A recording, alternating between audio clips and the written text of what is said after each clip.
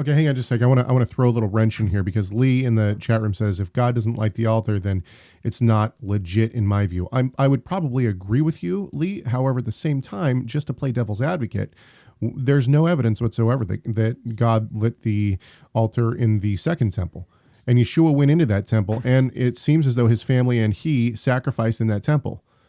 If he didn't, then he was in violation of the law, which Well, even his cannot mom be. went in and offered the 2 turtle doves. Remember? Exactly. And so So yeah. So the idea of whether, and this is an important thing because people will say that John the Baptist and Yeshua were more like the Essenes, like they were anti-temple. Well, no, the Qumran people left. They left out of protest. right.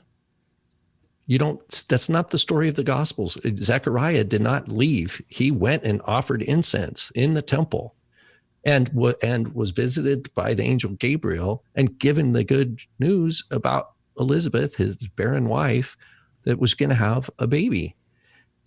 That was all at the temple. If God had rejected that place of worship, then what's going on there? Yeshua knocking over the money changing tables is an affirmation of the place, Right. and a condemnation of the present authorities. But it wasn't a condemnation of the temple as God, as the temple. I mean, even in the Sermon on the Mount, he says, don't swear against the gold of the temple. Who's greater, the one who is in the temple or the gold, right? So yeah, people need to take some extra time, I think, if people who have gone too simplistically to say, oh yeah, end of sacrifice.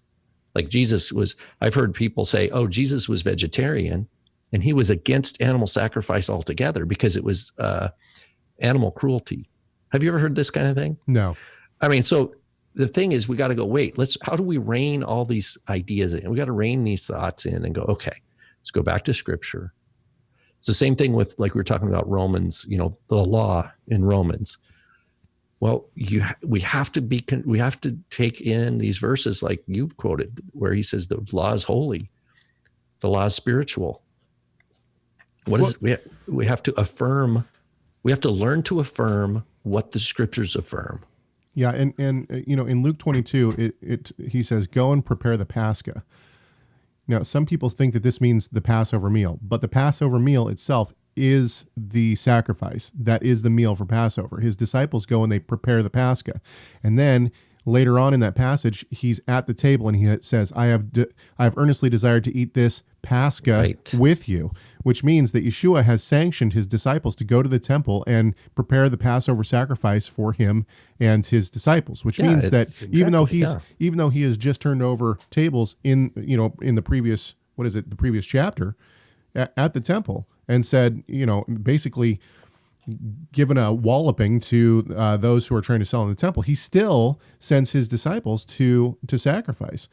So whether or not is the temple legitimate or not in Yeshua's time, I don't think it necessarily was legitimate, but that doesn't mean that you don't have to go through it wasn't legitimate in terms of faith in Yeshua, in the coming Messiah. But at the same time, that doesn't mean that the temporal aspects of clean and unclean are all of a sudden wiped away. You still have to go through the proper procedures, whether or not that temple is legitimate or not. You still have to go through the proper procedures to be able to participate in the temple itself.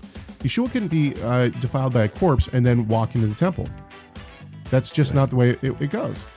Make sure to subscribe to our YouTube channel by clicking the subscribe button and check out more videos from Messiah Matters.